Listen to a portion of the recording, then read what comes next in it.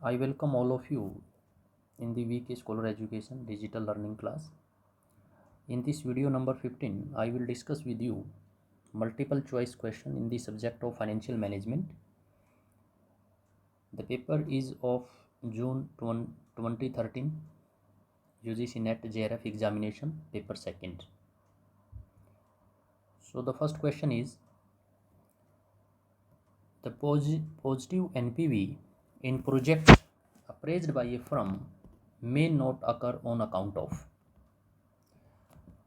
So you know that NPV is a net present value technique of capital budgeting decisions, and positive NPV of a project means that project is selected for investment, and this positive NPV result into increase in the wealth of shareholders. तो positive NPV के through एक project को investment के लिए select कर लिया जाता है और ये एक्सपेक्ट किया जाता है कि प्रोजेक्ट विल मैक्सिमाइज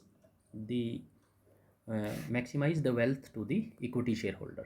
ओके, तो इसमें 4 ऑप्शन दिए गए हैं: economics of scale, product differentiation, market reach और intangible benefits. So the correct answer of this question is intangible benefits, क्योंकि इंटेंजिबल बेनिफिट्स को आप क्वांटिफाई नहीं कर सकते. मीन्स इंटेंजिबल बेनिफिट्स का जो इम्पैक्ट है वो मनी के रूप में चेक नहीं किया जा सकता. ओके, तो इसमें 6 पॉइंट्स दिए गए हैं टोटल. ओके, तो sources of positive NPV include 6 point है: economics of scale, product differentiation, cost advantage, market reach, technological edge और एडवांटेज और गवर्नमेंट पॉलिसी. ओके, तो इसका एक्सप्लेनेशन देखिए. It appears that there are 6 main entry barriers that result in positive NPV projects. So इसका मतलब क्या है कि एक कंपनी जब किसी इंडस्ट्री में काम करती है तो वह अपने कॉम्पिटिटर्स के लिए कुछ बैरियर्स क्रिएट कर देती है. ओके, तो उस बैरियर्स को, जो बैरियर्स क्रिएट किए जाते हैं किसके लिए?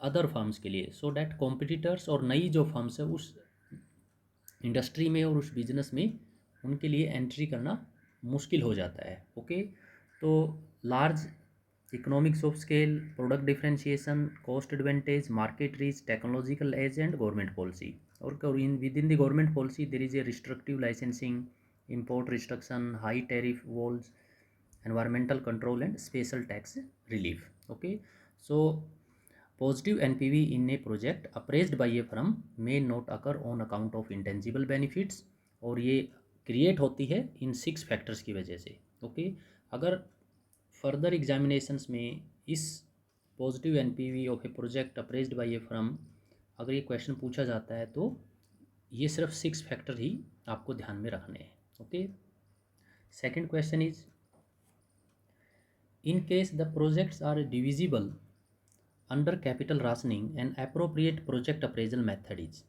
ओके, तो कैपिटल राशनिंग सबसे पहले देखिए होता क्या है.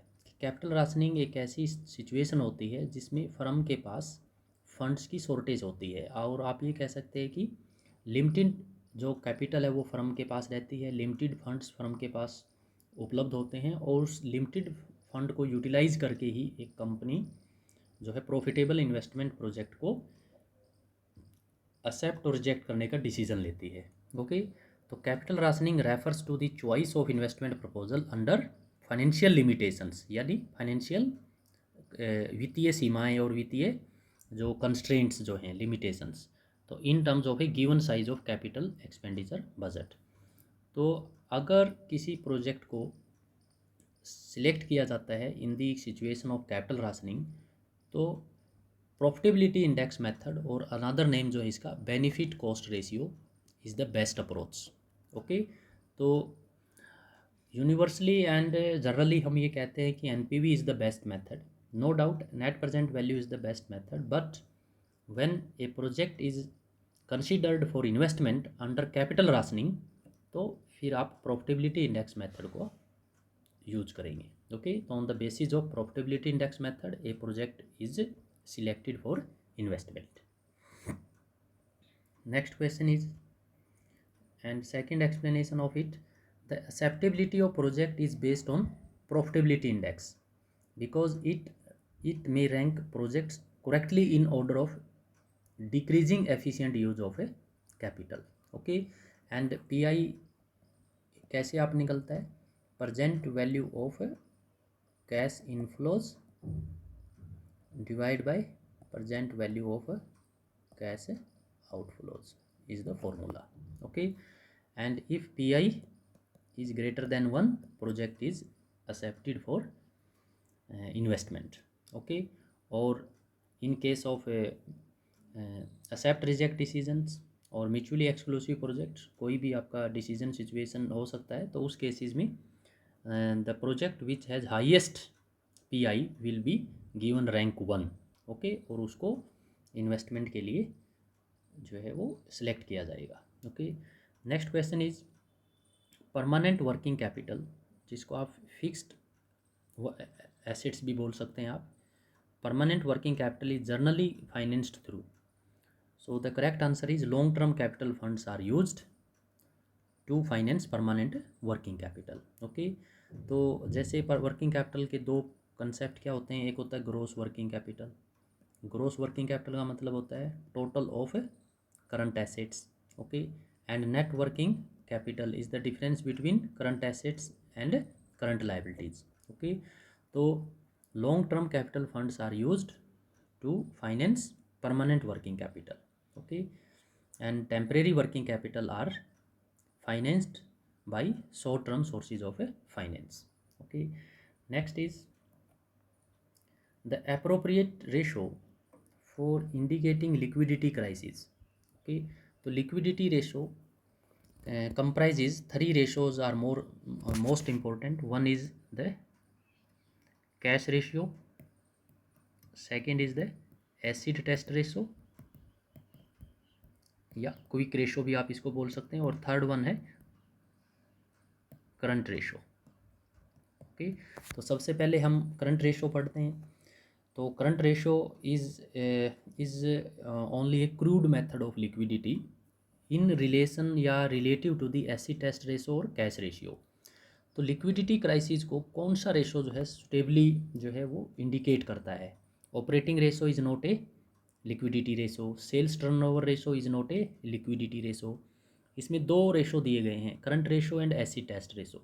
तो इसका करेक्ट जो आंसर है that is the acid test ratio. Another name of it is quick ratio. तो it is a fairly stringent measure of liquidity. लेकिन एसी टेस्ट रेशो से भी बेस्ट जो रेशो है जो लिक्विडिटी क्राइसिस को दर्शाता है वो रहता है कैश रेशियो. ओके, तो ये जो लिखा हुआ है मोस्ट स्ट्रिंजेंट, तो ये जो वर्ड है most stringent measure of liquidity is the cash ratio. Okay, अगर इस क्वेश्चन में कैश रेशियो भी दिया जाता तो हम कैश रेशियो को चूज करते हैं. ओके, बट करंट रेशो और एसी टेस्ट रेशो में सबसे बेस्ट जो रेशो है वो एसी टेस्ट रेशो है. Okay, next question is who proposed a model to apply economic order quantity concept of inventory management to determine optimum cash holding in a firm. Okay, तो cash management में हम दो ही model study करते हैं, एक तो William J Baumol model and second is Miller and Orr model. Okay, तो William J Baumol has proposed a model which applies economic order quantity concept of inventory management. Okay, और जिस तरीके से हम स्टॉक का इकोनॉमिक ऑर्डर क्वांटिटी कैलकुलेट करते हैं, in this same way we can determine economic size of cash holding या average cash holding of a firm.